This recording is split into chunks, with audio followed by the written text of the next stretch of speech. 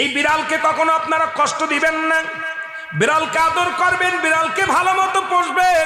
বিড়াল যদি কোনো জাতির জন্য দোয়া করে, কোনো গৃহস্থর জন্য দোয়া করে, ওই সংসারের মধ্যে উন্নতি শুরু হয়ে যায়।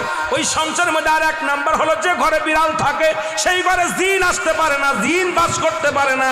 আর একটা ঘোষণা শুনেন, নবীজি বলে গেছেন, যে ঘরের মধ্যে বিড়াল ছানা বাস করে ওই ঘরের মধ্যে জিন জাতি প্রবেশ করতে পারে না। তাহলে ছোট ছোট মাসুম বাচ্চাগুলো যে